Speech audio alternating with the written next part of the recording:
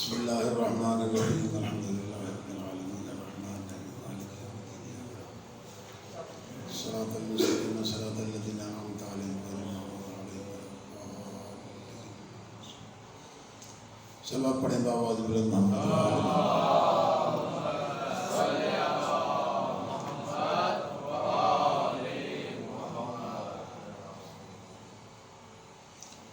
ما شاء اللہ لا حول ولا قوة الا باللہ العلی العظیم۔ اعوذ باللہ من الشیطان اللعین الرجیم بفضل بسم اللہ الرحمن الرحیم وبہ نستعین وهو خیر ناصر ومعین۔ الحمد للہ الذی علا فی توحد ودنا فی تفرد جلا فی سلطان وعظما فی ارکانہ مجیدا لم یزل محمودا لا یزال۔ الصلاة والسلام والتحیۃ والاکرام علی بعثہ اللہ بنور المضی والبرہان الجلی والمنہاج البادی والکتاب الہادی الخاتم لما سبق والفاتح لمن غلق المعلن الحق بالحق سیدنا و مولانا بالقاسم محمد۔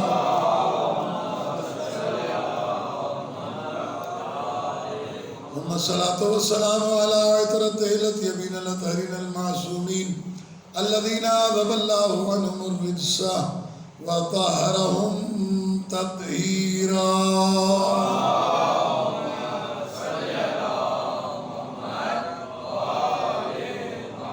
واللعنة الدائمة الباقية على أعداء الله وأعدائهم أجمعين من يوم عداوتهم إلى قيام يوم الدين۔ أما بعد فقد قال الله سبحانه وتعالى في محكم كتابه الكريم بسم الله الرحمن الرحيم قل لا أسألكم عليه أجرا إلا المودة في القربى۔ صلوات پڑھیں بابا۔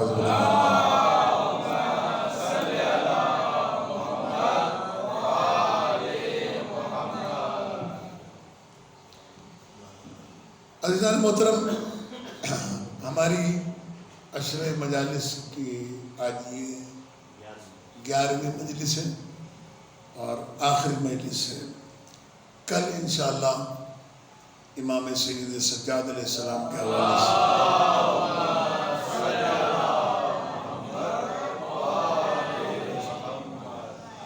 آج کی اس مجلس میں جو گزارشات آپ کی خدمت میں پیش کرنا ہے وہ یہ ہے کہ یہ بی بی، یہ شہزادی جس کے لیے قرآن مجید میں اللہ تبارک و تعالیٰ نے سینکڑوں آیات نازل کی اور مستقل طور پر شہزادی کو پہچنوایا گیا ہے، مستقل طور پر شہزادی کا تعارف کرایا گیا ہے۔ مثلا یہ قل لا اسألکم علیہ اجرا الا المودۃ فی القربى، یہ جو قربہ عربی زبان میں قربہ کہتے ہیں قریب ترین ایک عورت، اقرب الف سے الف قاف رے بے، اقرب قریب ترین ایک مرد، یہ کہلاتا ہے افضل التفضیل۔ جیسے دنیا اور ادنا، ادنا کے معنی کم ترین ایک مرد اور دنیا کم ترین ایک عورت، یہ قربہ کا لفظ استعمال کیا، اقربا کا لفظ استعمال نہیں کیا۔ یہ قربہ کا لفظ بتا رہا ہے کہ کوئی ایک عورت ایسی ہے جس کی مودت واجب کی جا رہی ہے، ایک عورت۔ اب اگر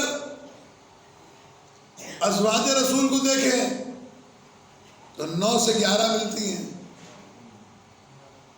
اگر رسول اکرم صلی اللہ علیہ وآلہ وسلم علیہ باللہ نقل کفر نباشت 9 بیویاں رکھتے ہوئے کسی ایک سے زیادہ قربت رکھیں، باقی 8 کو اگنور کریں تو رسالت خطرے میں پڑ جائے گی۔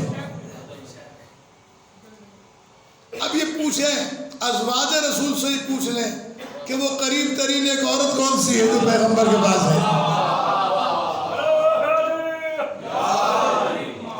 وہ ایک عورت کون سی ہے اس کے بارے میں پوچھ لیں تو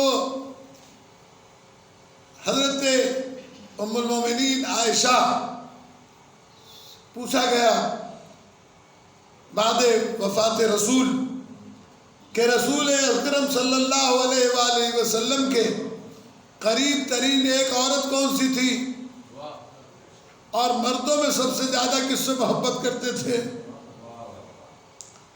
اب یہ جو صحابہ کے نوکر اور ام المومنین حضرت عائشہ کے دفاع میں کہ جی ہم ام المومنین سے بڑی محبت کرتے ہیں، یہ محبت کسی سے نہیں کرتے، یہ تو باہر سے پیسہ آتا ہے مسلمانوں کو لڑانے کے لیے۔ اگر انہیں ام المومنین سے کوئی محبت ہوتی تو ام المومنین تو کہہ رہی ہیں کائنات میں میں نے اپنی زندگی میں رسول اکرم سے زیادہ مشابہ کوئی خاتون نہیں دیکھی مگر فاطمہ۔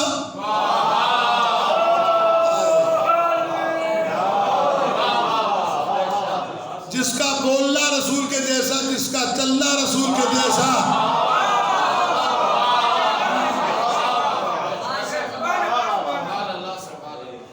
جس کا بولنا رسول کے جیسا، جس کا چلنا رسول کے جیسا، جس کی سیرت رسول کے جیسی، جس کی گفتار رسول کے جیسی، اسی بی بی نے یہ بھی فرمایا کہ پیغمبر اتنی زیادہ محبت رکھتے تھے اپنی اس بیٹی سے کہ جب کبھی سفر پہ جاتے تھے تو سب سے ملاقات کرتے ہوئے آخر میں جناب فاطمہ کے پاس جاتے تھے، اور جب واپس آتے تھے تو سب سے پہلے فاطمہ کے پاس جاتے تھے، پھر دوسری جگہ جاتے تھے۔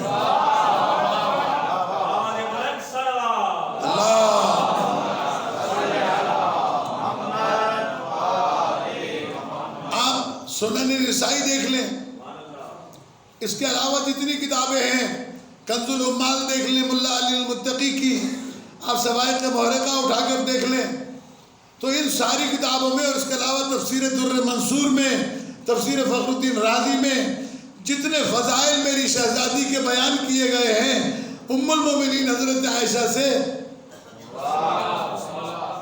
یہ اگر اماں کا کہنا مانتے ہوتے تو آج یہ شیعوں سے نہ لڑتے ہیں، اس لیے کہ ہم نے تو اماں سے سنا، اور میں تو اکثر کہا کرتا ہوں کہ بھئی ہمارے گھر کا مسئلہ ہے، یہ شیخ بیچ میں کیسے گھس گئے؟ میں نانی ہماری ہے اساں دے گھر جو مسلوات تہاں جو چھاون ہے،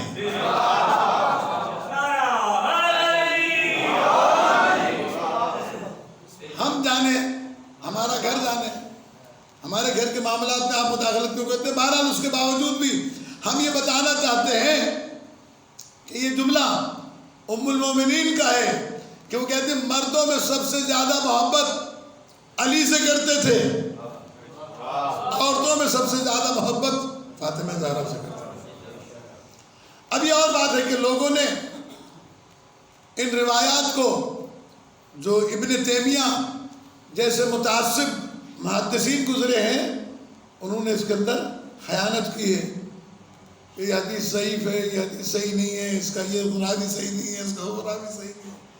آل محمد کے سارے فضائل ان کے نزدیک صحیح نہیں ہیں، ہزاروں حدیثیں، حدیثیں ہیں، اور اب تو مسلمانوں کے بڑے بڑے علماء ماشاءاللہ سے اس کے اوپر بول رہے ہیں۔ میں تو صرف دو چار باتیں آپ کی خدمت میں آج عرض کرنا چاہتا ہوں کہ شہزادی کے بارے میں سرکار ختم مرتبت نے فرمایا فاطمہ تو ام ابیہا۔ میں نے عرض کیا تھا کہ میں عرض کروں گا، اور میں نے پہلے بھی کبھی عرض کیا ہے، میرے بچے دھیان سے سنیں اسے، اس کا ترجمہ ہرگز یہ نہیں ہے کہ فاطمہ میری ماں ہے یا اپنے باپ کی ماں ہے، یہ غلط ہے۔ فاطمہ تو ام ابیہا، ام کے معنی لغت میں، ڈکشنری میں، عربی میں جس نے بھی دیکھنا ہو کہیں بھی لغت میں جا کے دیکھ لے، یا کہیں اور نہیں جانا چاہتا ہے، آپ حضرت مولانا گوگل کے پاس چلے جائیں، لکھیں لفظ ام، اب پوچھیں کہ اس کے معنی کیا ہے، الف میم لکھیں، آ جائے گا نیچے اس کو ام کے معنی کیا ہے۔ ام کے تقریباً 17-18 معنی لغت میں لکھے ہیں، توجہ رکھیے گا میری طرف. اساس کو کہتے ہیں کہ تمہارا اثاثہ کیا ہے. اثاثہ یعنی ٹوٹل تمہارا کیپٹل کتنا ہے, تمہارا اثاثہ کتنا ہے. پیغمبر نے فرمایا میرے اثاثے کا نام فاطمہ زہرا ہے. کے دوسرے معنی کسی چیز کے مرکز کے ہیں, اسی لیے مکے کو ام القریٰ کہا جاتا ہے. ام القریٰ یعنی بستیوں کی ماں نہیں. اساس ہے کہ مکہ آباد ہونا ہی شروع ہوا اس وقت جب جناب اسماعیل علیہ السلام کی ایڑیوں سے زمزم نکلا. چونکہ پانی نہیں تھا اس علاقے میں, لہذا اس پانی کے نکلنے کے بعد میں پرندوں نے آنا شروع کیا, لوگوں نے آنا شروع کیا, ساری بستیاں بسی اس مکے کی وجہ سے, لہذا اسے ام القریٰ کہا گیا. توجہ رکھیے گا, ذرا ذہن بھٹکنے نہ پائے. میں چاہتا ہوں کہ اس مسئلے کو آسانی کے ساتھ آپ کے سامنے حل کروں. هو الذی انزل علیک الکتاب, اللہ نے تجھ پر کتاب کو نازل کیا. سورہ بقرہ. منہ آیات محکمات ہن ام الکتاب وأخر متشابہات. یہ جو کتاب تیرے اوپر ہم نے نازل کی ہے اس میں سے کچھ آیتیں وہ ہیں کہ جو محکم ہیں. محکم آیتیں آپ کے لیے مختصراً لفظ عرض کر دوں کہ کہتے یہ محکم کہتے ہیں ان آیات کو جس کے دو معنی نہ نکل سکے, ایک ہی معنی ہو, جو مفسرین نے لکھے. متشابہ وہ آیات ہیں کہ جن کے اندر مختلف معنی نکلتے ہیں. اللہ تبارک و تعالیٰ قرآن میں فرماتا ہے اُنَّ ام الکتاب, یہ ام الکتاب ہے یعنی کتاب کی اساس ہے. اس کے بغیر قرآن مجید کو سمجھا نہیں جا سکتا. جب تک کہ متشابہات کو محکم کی طرف نہ پلٹاؤ گے تمہیں قرآن سمجھ میں نہیں آئے گا. رسول اسلام یہ فرمانا چاہتے فاطمہ تو ام ابیہا, تم مجھ محمد کو سمجھ نہیں سکتے جب تک فاطمہ سے نہ سمجھ لو.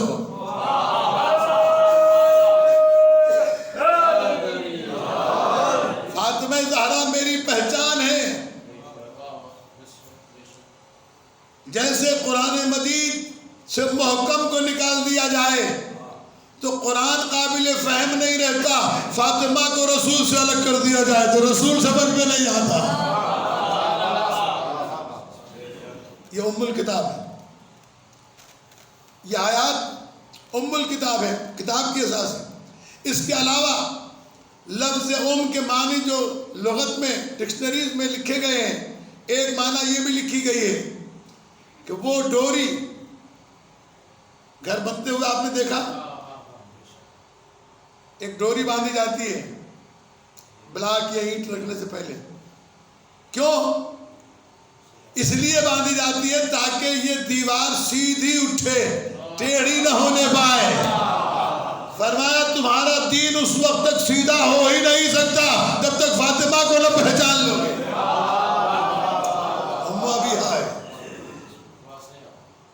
دوسرا اسے بھی کہا جاتا ہے جو شال, جسے ہم سندھی میں کہتے ہیں لٹو کی طرح سے ہوتی ہے, لوہے کی, اسے لٹکایا جاتا ہے تو نہ دیوار یوں ٹیڑھی جائے نہ یوں ٹیڑھی جائے. تو اسلام سیدھا ہو ہی نہیں سکتا جب تک کہ اسے فاطمہ زہرا صلوات اللہ علیہا کو سمجھ لیا جائے. پیغمبر نے فرمایا تمہارا دین ٹیڑھا ہی رہے گا اگر تم نے بطول کو نہ مانا. ام ابیہا, اپنے باپ کی ماں. یہ ام کا لفظ تلاش کریں, ڈکشنری کے اندر آپ کو مل جائے گا. میں نے اپنے موبائل میں بھی ڈاؤن لوڈ کر کے رکھا ہوا ہے کہ اگر کوئی پوچھنا چاہے. لغت بھی ہے میرے پاس, وحید اللغات ہے, المنجد ہے, جو بھی لغت میں جائیں. یہ لفظ ام پیغمبر نے جو فرمایا فاطمہ تو ام ابیہا, اس کے قطعاً یہ معنی نہیں ہے. ورنہ ہمارے یہاں تو سندھ میں رواج ہے دھی کے ماں چودان, کیا نا اللہ تھوڑے اما کرے کوٹھی نہ نا تو کہتے تھی کہ تاں بھی اما تھا کوٹھی رسول بھی کوٹھی ہو تو کڑو فائدہ تھا. اس کا مطلب یہ کہ یہ تو شرافت کی نشانی ہے، یہ کہ شریف باپ اپنی بیٹی کو ماں کہہ کے بلاتا ہے احتراماً. اس لیے پیغمبر نے اس لیے نہیں کہا کہ پیغمبر فرماتے فاطمہ تو ام ابیہ نہیں، فاطمہ میری اساس ہے، اس لیے کہ اگر یہ ہٹ جائے تو آج کائنات میں یزیدیت نظر آتی، اسلام نظر نہیں آتا کہیں پر بھی. اسی لیے امام حسین علیہ السلام جب کربلا کے لیے روانہ ہوئے، امام نے ایک جملہ کہا إِن لَمْ يَسْتَقِمْ دِينُ جَدِّي إِلَّا بِقَتْلِي فَيَا سُيُوفُ خُذِينِي. اے نانا کے دین، اگر میرے بغیر تو سیدھا نہیں رہ سکتا تو آؤ تلواروں میری گردن ہاتھ رہے تاکہ یہ دین سیدھا ہو جائے.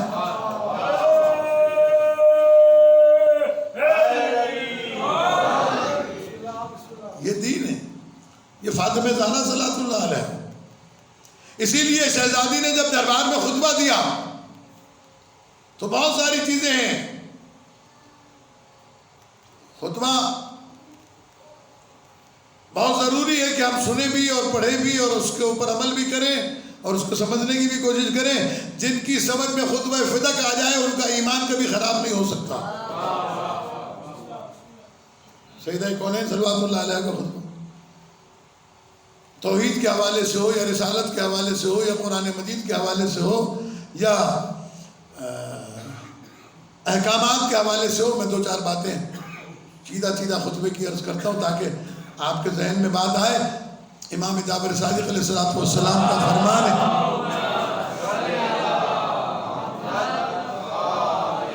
امام علیہ السلام فرماتے ہیں کہ اپنے بچوں کو میری دادی کا خطبہ یاد کراؤ.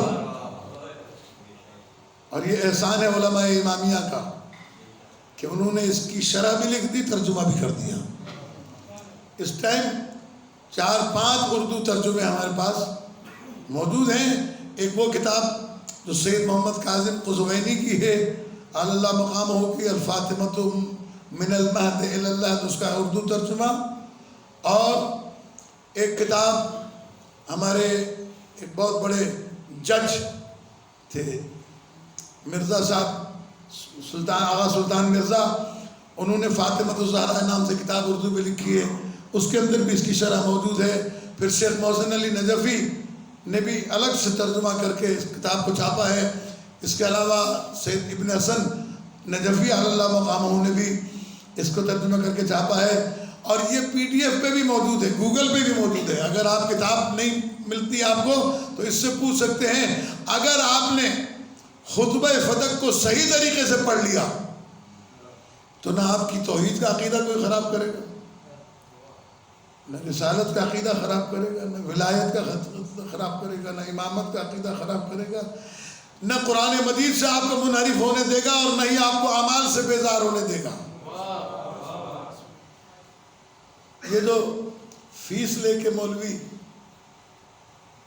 طے کر کے لوگوں کو گمراہ کرتے ہیں کہ نماز واجب نہیں ہے، روزہ واجب نہیں ہے، یہ نہیں ہے، وہ نہیں ہے، تو میں آپ کا موڈ خراب کرنا نہیں چاہتا کیونکہ یہ باتیں موڈ خراب کر دیتی ہیں ہمارے ہاں. کیونکہ زیادہ تر لوگ جو کچھ سننا چاہتے ہیں وہ بھی ہم سناتے ہیں. لیکن اس کے ساتھ یہ ضروری ہے کہ کل شہزادی کونین پوچھے گی یہ اتنے سارے میرے چاہنے والے تیرے پاس آئے تھے، تو نے انہیں بتایا کیوں نہیں تھا؟ شاید آج کوئی ناراض ہو جائے لیکن کل جب یہ جائے گا تو یہ باقاعدہ طور پر گواہی دے گا کہ سید شفیع الرضا زیدی نے ہمیں بتایا تھا، ہمیں سکھایا تھا. تو میں آج شروع کرتا ہوں اگر آپ کی اجازت ہو جلدی. شہزادی کونین صلوات اللہ علیہ جب دربار میں گئی خطبہ دینے کے لیے، اور یہ خطبہ وہ ہے جسے 300 سے زیادہ اصحاب کرام رضوان اللہ تعالی علیہم نے روایت کیا ہے. اس لیے کہ بھرے ہوئے دربار میں بی بی نے خطبہ دیا. 150 سے زیادہ محدثین ہیں جس نے اسے روایت کیا ہے. اس سے انکار نہیں کیا جا سکتا کہ یہ خطبہ بی بی کا نہیں ہے، سوائے اس کے کہ کوئی یہ کہتے کہ ہم نہیں مانتے. تو جو نہیں مانتا اسے تو کوئی بھی نہیں منوا سکتا. اگر شیطان اللہ کے دربار میں کھڑے ہو کے اللہ سے کہتا میں آدم کو نہیں مانتا تو اللہ نے منوا لیا تھا کیا اس سے؟ آج تک نہیں مانا. مانا ہے؟ آج تک نہیں مانا. تو جو اللہ کی نہ مانے وہ ملا کی کہاں سے مان لے گا؟ جی نہ ماننے سے ہمارا نقصان نہیں، نقصان اس کا ہے جو نہیں مان رہا. انکار ایک لفظ میں ہو سکتا ہے. شہزادی نے دربار میں کھڑے ہو کے جب خطبہ دیا تو لوگوں نے یہ روایت کیا ہے اور اس کو باقاعدہ طور کے اوپر بتایا ہے کہ جب شہزادی بولتی تھی تو دربار میں گریے کی آوازیں بلند ہوتی تھی. کیوں؟ اس لیے کہ ابھی 3 روز تو ہوئے رسول خدا کو دنیا سے گئے ہوئے، شہزادی کا لہجہ رسول سے ملتا ہے.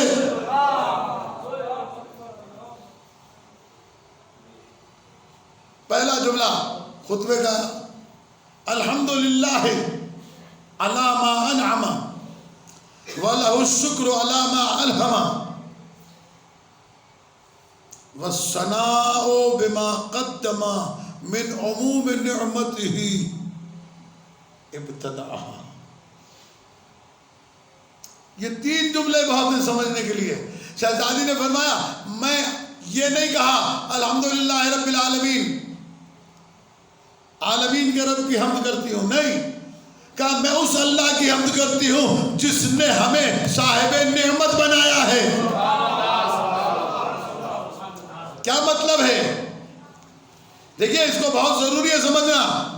الحمدللہ علی ما انعم، وہ اللہ قابل حمد اور تعریف ہے جس نے ہمیں صاحب نعمت بنایا ہے.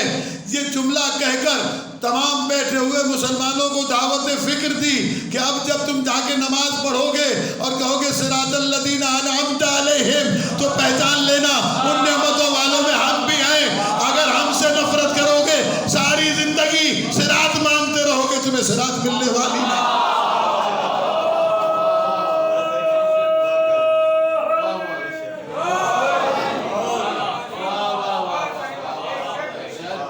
جن کا رستہ تم مانگ رہے ہو وہ ہم ہیں. صراط الذین انعمت علیہم ہم ہیں، وہ صاحبان صراط. وَلَهُ الشُّكْرُ عَلَى مَا أَلْهَمَ. میرا بابا دنیا سے چلا گیا لیکن میں فاطمہ زہرا بنت رسول اللہ کا شکر ادا کرتی ہوں کہ اس نے الہام کے ذریعے سے ہمارے ساتھ رشتہ جوڑا ہوا ہے.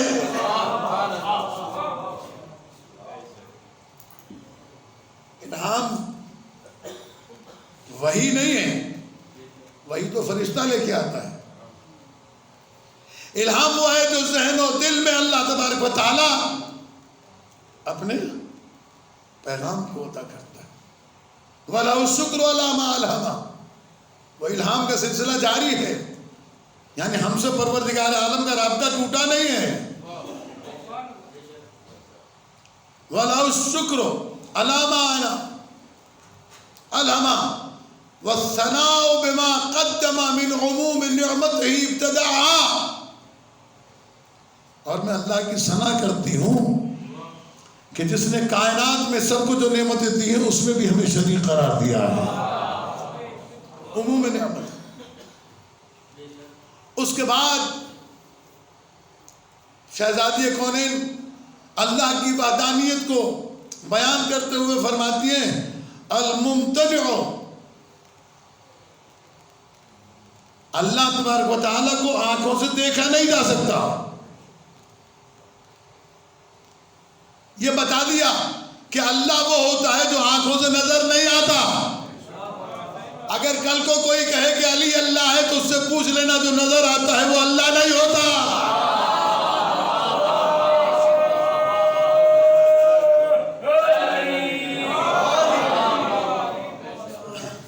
اس پر تو بہت کچھ کہا جا سکتا ہے لیکن ابھی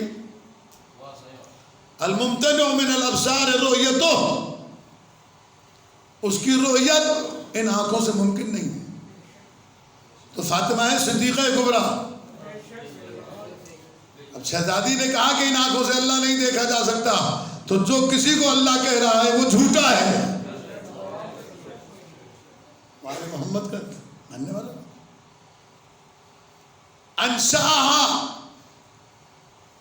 بلا احتزاء امثلۃ امتصلها۔ یہ میں الگ الگ سے جملے بیان کر رہا ہوں۔ شہزادی فرماتی ہے کائنات کو انشاء کیا، یعنی کوئی شے تھی ہی نہیں اور کوئی نقشہ نہیں تھا۔ ہمارے یہاں اگر چھوٹی سی بھی بلڈنگ بنانی پڑتی ہے، 60 گز کا گھر بھی بناتے ہیں تو نقشہ بنتا ہے۔ اللہ نے اتنی بڑی کائنات خلق فرمائی، میری شہزادی ارشاد فرماتی ہے بلا احتزاء امثلۃ امتصلها، اللہ کے سامنے کوئی نقشہ نہیں تھا، وہ کن کہتا گیا، یہ بنتی چلی گئی۔ بلا احتزاء امثلۃ امتصلها۔ اور اسی میں آگے بڑھ کر شہزادی کونین صلوات اللہ علیہ ارشاد فرماتی ہیں کہ وہ کائنات کو بنایا ہے بلا شے سے۔ آج کل یہ بحث بھی ہمارے یہاں داخل ہو گئی ہے کتابوں کے ترجمہ ہونے کی وجہ سے، بہت سارے لوگوں کے جن کے عقیدے اور ایمان کمزور ہوتے ہیں کہ آل محمد علیہ السلام کیا کر سکتے ہیں اور کیا نہیں کر سکتے۔ تو عزیزان گرامی، یہ اللہ کے وہ نمائندے ہیں کہ جن کے لیے پروردگار عالم نے قرآن مجید میں ارشاد فرما دیا کیا؟ سخر لکم ما فی السماوات و ما فی الارض، کائنات میں جو کچھ بھی ہے اسے ہم نے تمہارے ہاتھوں میں کنٹرول میں دے دیا ہے۔ اور امام جعفر صادق علیہ السلام ارشاد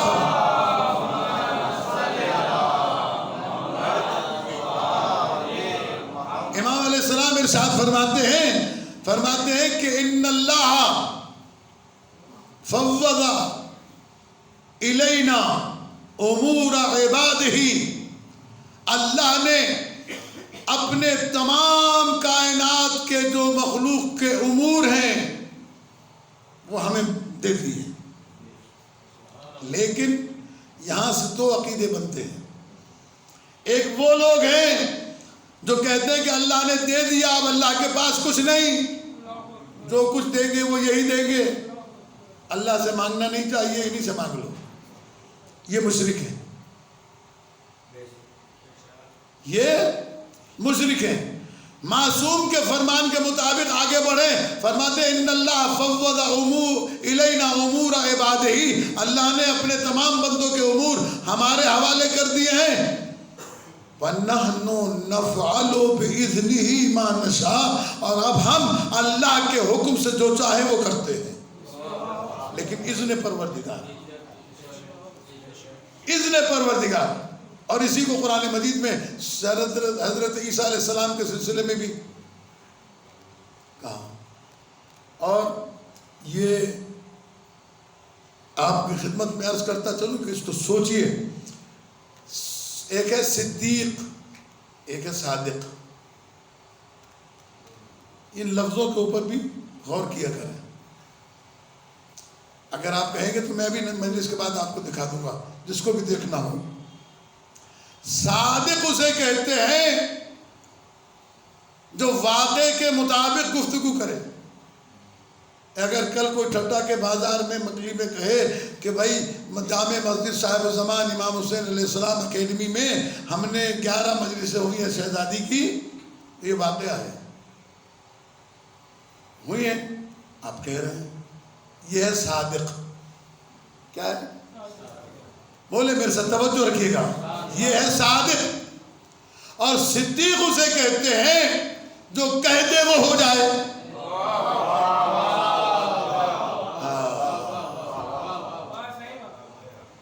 اس کے لیے 2 مثالیں آپ کو دوں گا، بس زیادہ نہیں، بھری پڑی ہیں کتابیں، آپ کبھی توجہ فرمائیں سیرت اہل بیت پر کہ امیر المومنین کے سامنے یہ مشہور واقعہ ہے جو آپ کے سامنے ہے کہ امیر المومنین کے پاس ایک جنازہ لے کے آئے اور کہا کہ اس کی میت پڑھا دیں،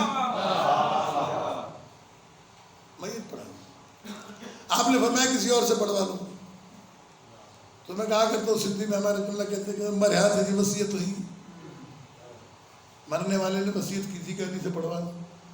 مولانا کا سوچ لو، یعنی آدمی نے پڑھا نہیں. اب زندہ آدمی کو لٹا کے لائے تھے تابوت میں، کہا تھا جب علی تکبیر کہے تو اٹھ کے بیٹھ جانا تاکہ ہم علی کے سلونی پہ اعتراض کر سکیں.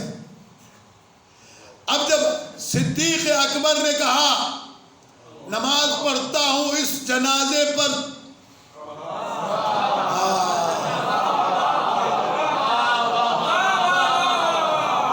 نماز پڑھتا ہوں اس میت پر 5 تکبیر کے ساتھ اللہ اکبر، تو یہ صدیق کی تکبیر تھی. اب یہ زندہ رہ ہی نہیں سکتا.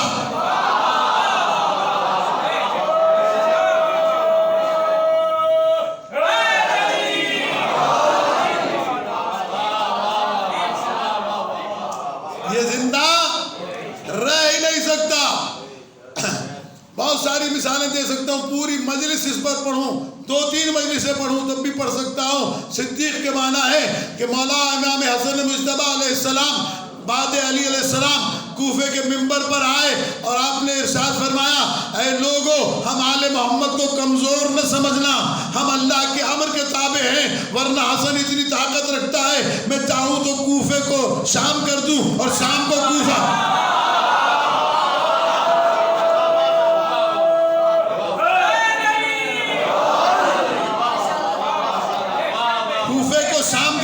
شام کو کوفہ کر دوں. ایک عورت مرد بیٹھا ہوا تھا، کہنے لگا حسن اتنی بڑی بڑی باتیں نہ کرو، ایسی باتیں کرو جو تم کر سکتے ہو. ایک مرتبہ صدیق اکبر کے بیٹے صدیق نے کہا، کہنے لگا تو عورت ہو کر یہاں کیسے آئی؟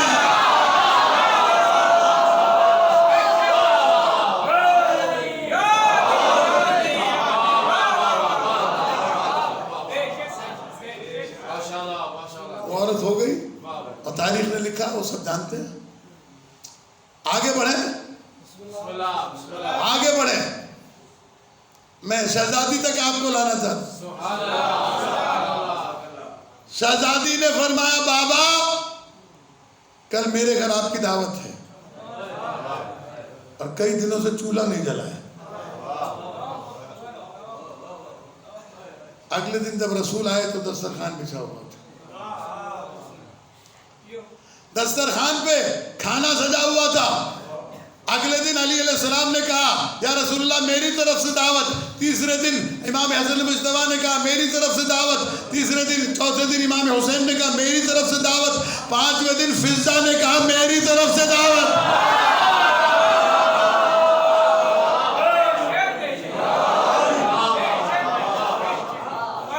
تو پوچھے فضہ سے کہ یہ تو معصوم ہے،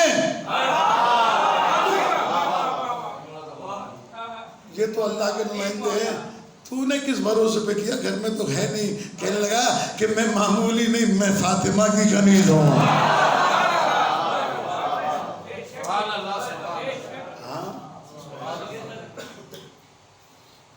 یہ کہ تھا نہیں کھانا،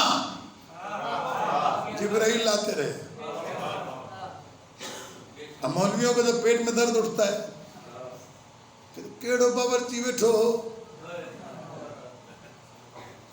کون سے باورچی نے بھیجا تھا کھانا؟ ہم نے کہا بنی اسرائیل کے لیے آتے تھے، قرآن میں ہے؟ کہاں ہے؟ تو میں نے کہا جو باورچی بنی اسرائیل کے لیے بنا کے بھیجتا تھا کیا وہ آل محمد کے لیے بنا کے نہیں بھیجتا؟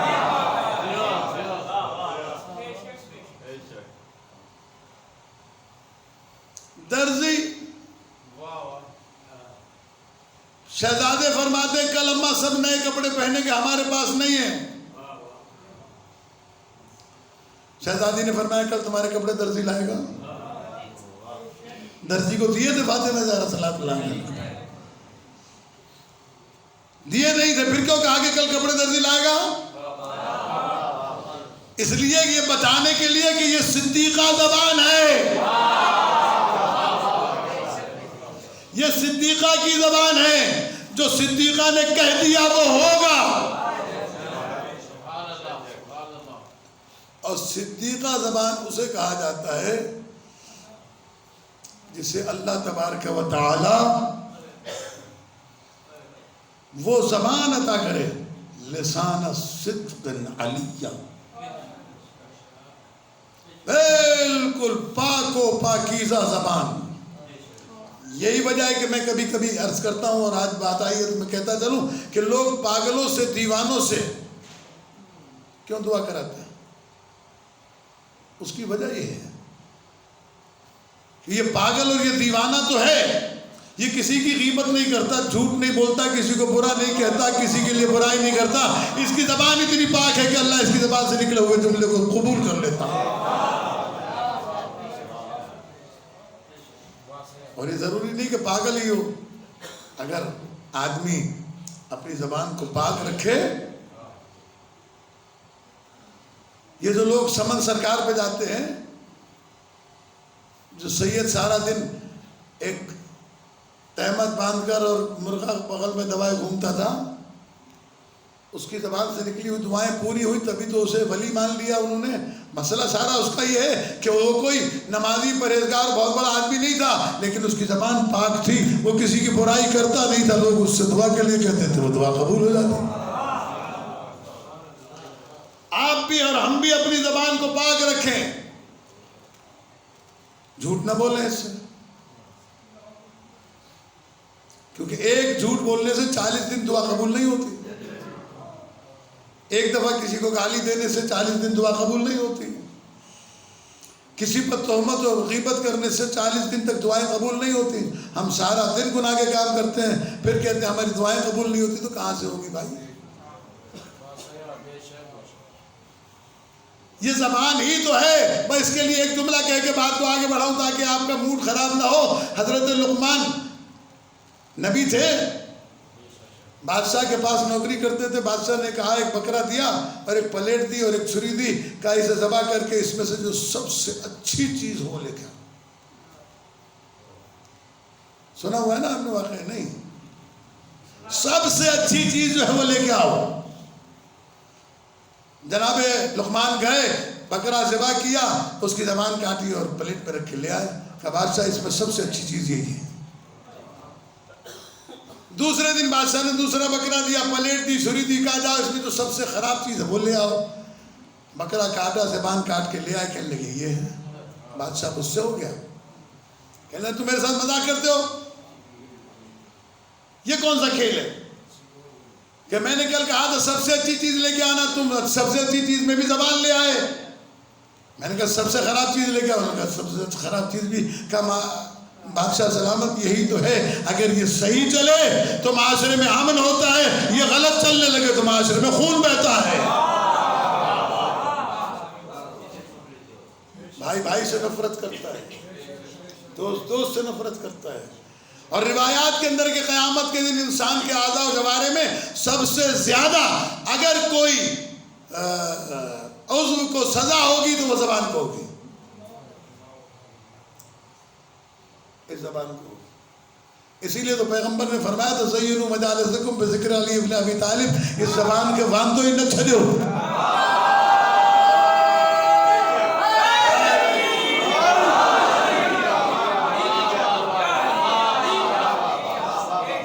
صلوات پڑھ دیں بآواز بلند محمد و آل محمد علیہ وسلم.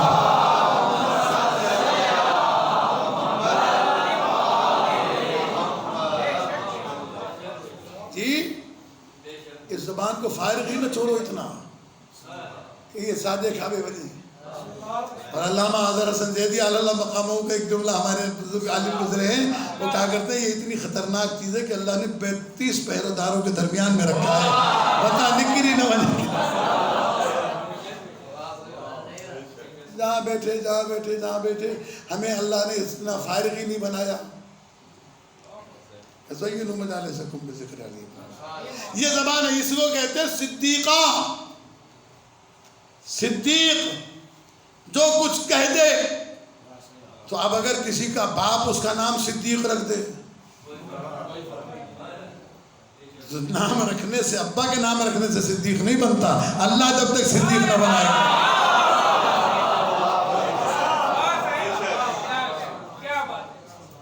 ساری زندگی بھی کسی کو صدیق کہو تو صدیق بن نہیں سکتا. صدیقہ کہو، صدیقہ بن نہیں سکتی ہے، اس لیے کہ صدیقہ بنتی نہیں ہے، صدیقہ اللہ بنا کے بھیجتا ہے۔ اگر ہاتھ اٹھا دے تو عزیزان گرامی، میں ابھی 2-3 جملے اور کہوں گا آپ سے اگر آپ کی اجازت ہو کہ شہزادی کونین صلوات اللہ علیہ فرماتی ہیں، اور آج اس پیغام کو اپنے ذہنوں میں اچھی طرح محفوظ کیجئے گا۔ عزیزان گرامی، میں یہ مجلس اس لیے نہیں ریکارڈ کراتا کہ مجھے مجلس ریکارڈ کرانے کا شوق ہے یا اپنا نام بنانے کا شوق ہے، اس لیے یہ پیغام محفوظ ہو جائے تاکہ کل قیامت کے دن مجھ سے کوئی نہ پوچھے میں اپنے زمانے کے امام کے سامنے مسئول ہوں، ورنہ اگر کمرشل بناؤں تو کمرشل اور طریقے سے بنتی ہے۔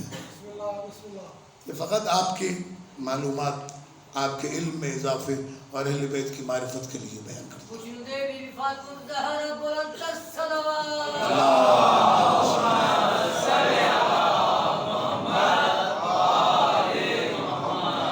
شہزادی نے دربار میں کھڑے ہو کے فرمایا، تم نے پہچانا میرا بابا کون ہے؟ شہزادی فرماتی ہے اپنے بابا کے لیے بہت سارے جملے فرمائے، لیکن شہزادی نے فرمایا میرا بابا اس وقت بھی مصطفیٰ تھا، میرا بابا اس وقت بھی مصطفیٰ تھا جب تمام کائنات کی ہر مخلوق اللہ تبارک و تعالیٰ کے علم غیب کے پردے میں چھپی ہوئی تھی۔ جملے پہ غور نہیں کیا؟ جب کوئی نہ تھا تو مصطفیٰ تھا، یا اللہ تھا یا یہ تھا، اور مصطفیٰ کا مطلب چنا ہوا۔ بہت سارے صفات ہیں مولا کائنات کے بیان کیے شہزادی نے۔ جب حدیث بیان کی گئی کہ نحن معاشر الانبیاء لا نرث ولا نورث ما ترکنا صدقہ، جو کچھ انبیاء ہم چھوڑتے ہیں وہ صدقہ ہوتا ہے، ہم انبیاء وارث نہیں چھوڑتے، ہم انبیاء کوئی ورثہ نہیں چھوڑتے۔ تو اس وقت شہزادی کونین نے کہا، کہنے لگی ابن قحافہ انت تعلم اکثر من ابن عمی، میرے چچا زاد سے زیادہ تو جانتا ہے شریعت کو جو رسول کے ساتھ رہا۔ یہ حدیث تجھے بتائی، میرے ابن عم کو نہیں بتائی، اس حدیث کے بارے میں نہیں جانتے۔ اور شہزادی نے فرمایا کہ یہ جو فیصلہ تم کر رہے ہو، مجھے حق سے محروم کر رہے ہو، یہ زمانے جاہلیت کا فیصلہ ہے۔ زمانے جاہلیت میں بیٹیوں کو حق نہیں ملتا تھا۔ فرمایا شہزادی نے انت ترث اباک وانا لا ارث ابی، اے خلیفہ تو اپنے باپ کا ورثہ پائے اور فاطمہ کو اس کے باپ کا ورثہ نہ ملے۔ اس جملے خطبے کے اندر موجود ہیں، میں آپ کو سنا رہا ہوں تھوڑا تھوڑا کر کے، بڑا شدید مرحلہ ہے۔ شہزادی نے پھر اس کے بعد میں آگے بڑھ کر ارشاد فرمایا کہ اللہ نے تم پر ایمان اس لیے فرض کیا، فرض اللہ ایمانا لکم تطہیرا من الشرک، اللہ نے شرک سے پاک کرنے کے لیے تم پر ایمان فرض کیا تاکہ تم ایمان پر رہو۔ اس کے بعد فرمایا وَالصَّلَاةَ تَنزِيهًا عَنِ الْكِبْرِ، اور نماز تم پر اس لیے واجب کی گئی تاکہ تمہارے اندر سے تکبر نکال دیا جائے۔ اگر نماز پڑھ کے بھی کوئی متکبر ہے، ماں، اس کا مطلب یہ کہ اس نے نماز پڑھی ہی نہیں ہے۔ اگر نماز پڑھی ہوتی تو ختم ہو جاتی۔ اس لیے کہ اللہ نے نماز میں تکبیر کے بعد جو نماز کی معراج بتائی ہے وہ سجدے کو بتایا گیا ہے، جتنا جھکتے جاؤ گے معراج ہوتی جائے گی۔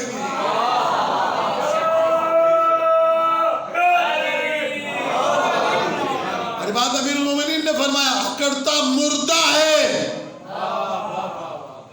مری ونی چھڑے جو 4-5 کلاک،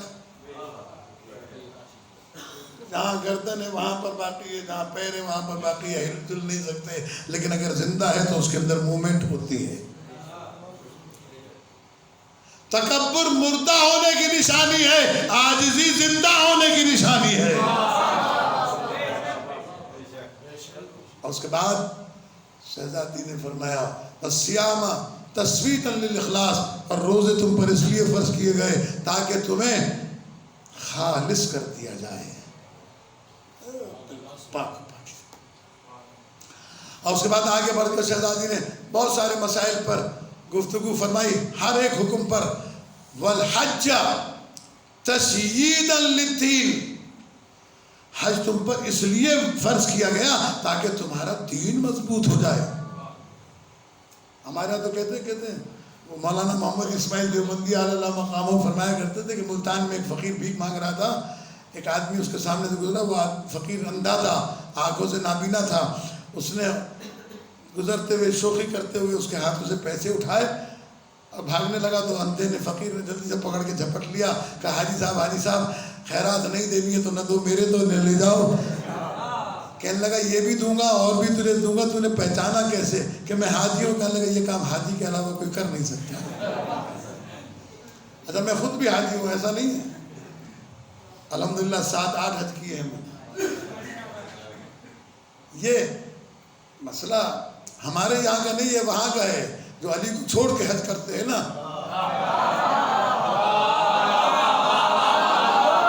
صلوات دے دے بابا جی محمد وآل محمد۔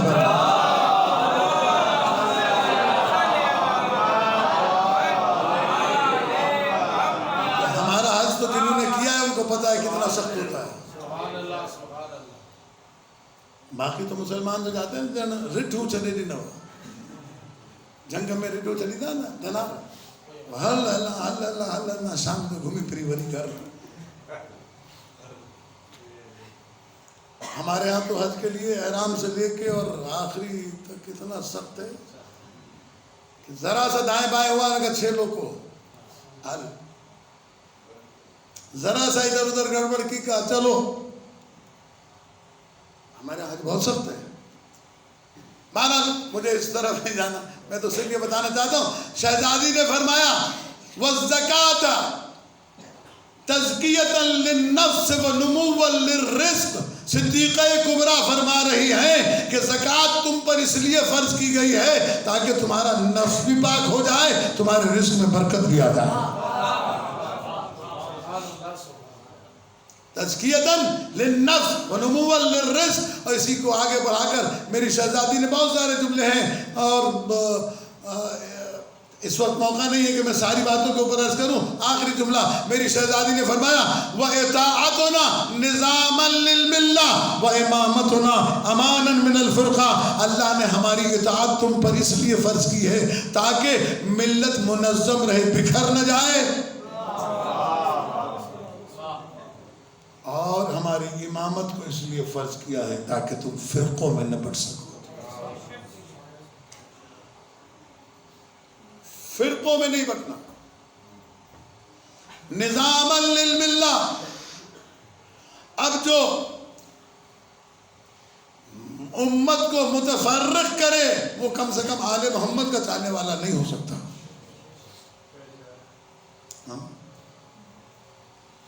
نظامًا للملہ امانا من الفرقہ، اطاعت معصوم، اطاعت معصوم، جتنی اطاعت کرو گے، اطیعوا اللہ واطیعوا الرسول لعلکم ترحمون، اللہ اور رسول کی اطاعت کرو تاکہ تم مرحوم بن سکو۔ اگر امت نے قرآن مجید سمجھ لیا ہوتا تو پھر کبھی بنت رسول کو دربار نہ بلاتا۔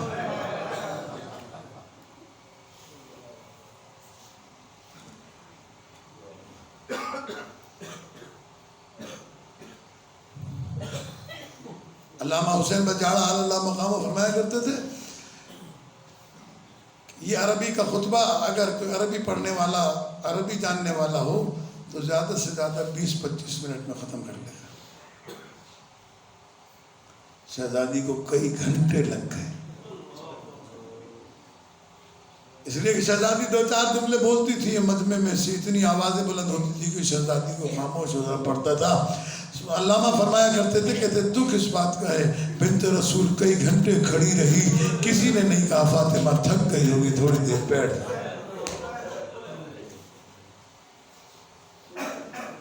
عزاداروں، بڑا دکھ والا مرحلہ میں نے رات کو عرض کیا تھا، مولا کائنات سے وصیت ہے کی میری شہزادی کہ یا علی کل جب بازار جانا تو کہنا اب چین کی نیند سو، باپ پر رونے والی چلی ہے۔ شہزادی کونین صلوات اللہ علیہا وصیتیں کرنے کے بعد مولا کائنات کو کسی کام سے باہر جانا پڑا۔ حسنین کریمین علیہ السلام کو شہزادی فرماتی ہے نانا کے روزے پہ جاؤ، جا کر دعا کر کے آؤ کہ ماں بیمار ہے۔ شہزادی دیوار کے سہارے سے بستر پر آئی، جناب زینب کبریٰ کو قریب بلایا، فرمایا یہ صندوقچہ رکھا ہے، یہ لے کے آؤ۔ نٹڑی پیتڑی چھوٹی سی پیٹی شہزادی اٹھا کے لائی، کہا کھولو، کھولا، کہا اس میں جو اوپر کپڑا رکھا ہے نکالو۔ نکالا تو فرمایا کہ یہ کفن ہے میرا، جب تمہارے بابا مجھے غسل دے کر کفن مانگے تو دے دینا۔ پھر فرمایا دوسرا کپڑا بھی نکالو۔ شہزادی نے دوسرا کپڑا بھی نکالا، فرمایا اماں یہ کیا ہے؟ کہا یہ تمہارے بابا کا کفن ہے، جب 21 رمضان المبارک کو تمہارے بابا مانگے، جب تمہارا بھائی حسن کفن مانگے تو یہ دے دے۔ کہا ایک کفن اور نکالو۔ کہا اماں یہ کس کا کفن ہے؟ کہا یہ تمہارے بھائی حسن کا کفن ہے۔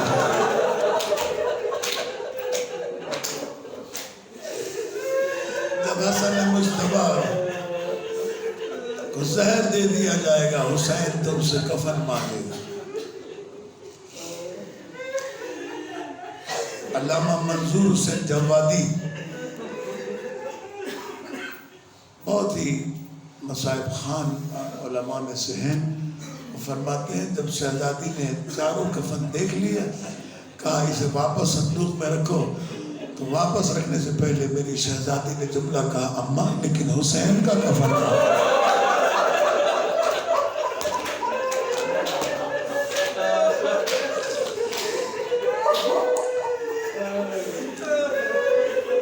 حسین کا کفن کہاں ہے؟ کہا تیرے حسین کو کفن کی ضرورت نہیں، میرا حسین کربلا میں بے کفن دفن ہو۔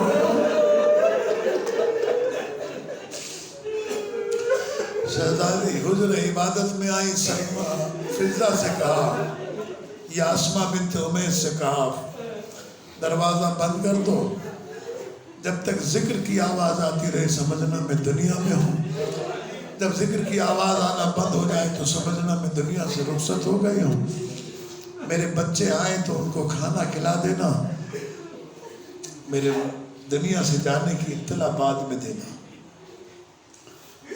شہزادی حجرے میں گئی، تھوڑی دیر تک تسبیح کی آواز آتی رہی، ادھر شہزادی کی آواز بند ہوئی، ادھر حسنین مسجد سے آئے، آواز دیکھ کے کہتے اماں فضہ بتا ہماری ماں کہاں ہے؟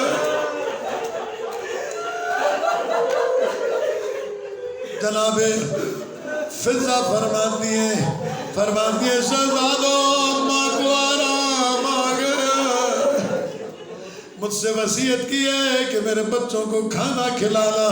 عزاداروں بڑے شہزادے نے تو کچھ نہیں کہا، تاریخ لکھتی ہے چھوٹا شہزادہ آگے بڑھا، دامن پکڑ کے کہا فضہ کبھی دیکھا ہے ماں کے بغیر کھانا کھا؟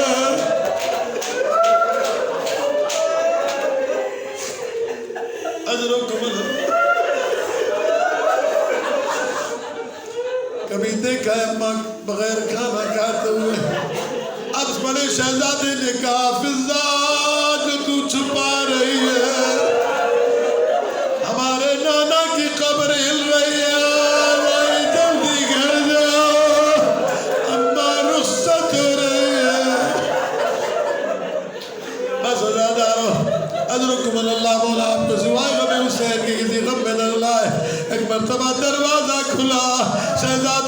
منبر سے امام اترے، آواز آئی واہ غربتا،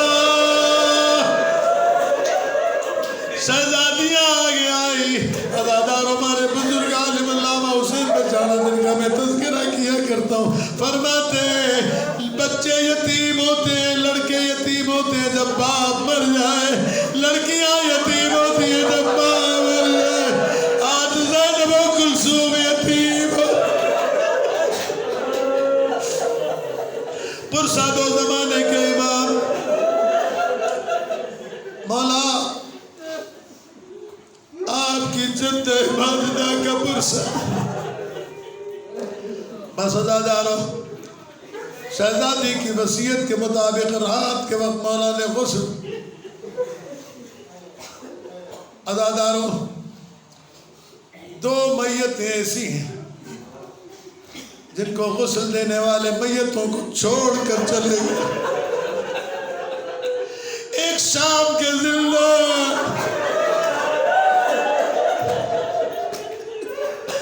وہ بیوی جو جناب سکینہ کو غسل دے رہی تھی، روتے روتے بھاگی، آواز دے کے کہتی ہے سجاد بتا تیری بہن کو کون سا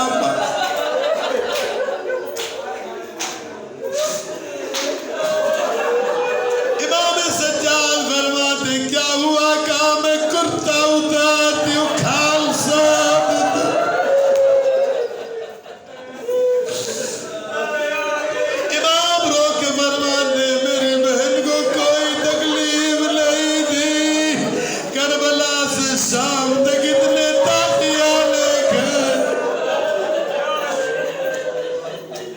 ادھر مولا کائنات جناب سیدہ کو غسل دینے کے لیے دفتر غسل پر لٹایا، عزادارو غسل دیتے دیتے پہلو سے ہاتھ ہٹایا، علی نے چیخ ماری، باہر آئے، جناب زینب فرماتی ہے بابا آپ نے تو کہا تھا زور سے نہ رونا، اب آپ کیوں زور سے روئے، کہا زینب کیا کروں، مجھے فاطمہ نے اپنی زندگی میں نہیں بتایا، میری پسلیاں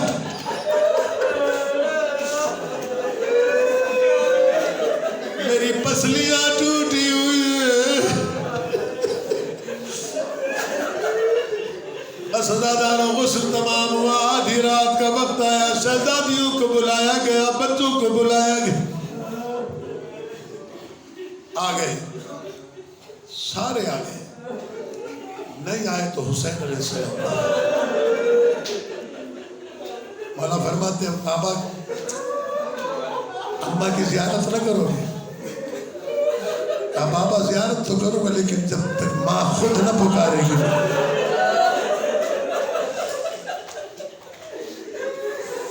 دو روایتیں علماء بیان کرتے ہیں کہ جناب امام حسین علیہ السلام آئے، ماں کا چہرہ دیکھا، سلام کیا، السلام علیکم یا اماں، جواب نہیں آیا تو امام نے رو کر کہا اماں آپ بتایا کرتی تھی کہ جب مریم کے جنازے پہ عیسیٰ آئے اور مریم سلام کا جواب نہیں دیا تو عیسیٰ نے کہا تھا اماں جواب نہ دو گی میں رو رو کے مر جاؤں گا، اماں آپ فخر مریم ہے میں فخر عیسیٰ ہوں، جواب نہ دو گی حسین مر جائے گا، آواز آئی آپ میرے کربلا کے رفیق،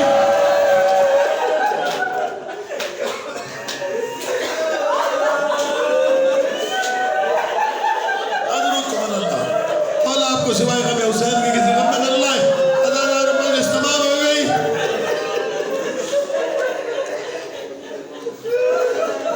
بندے کفن ٹوٹے، امام ماں سے ملے،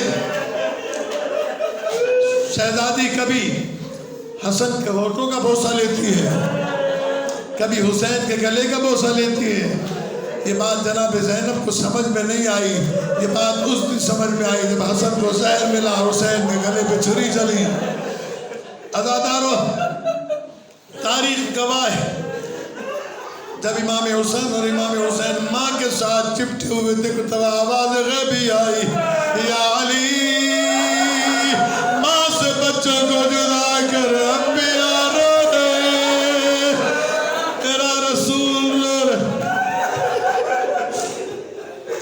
بتا دی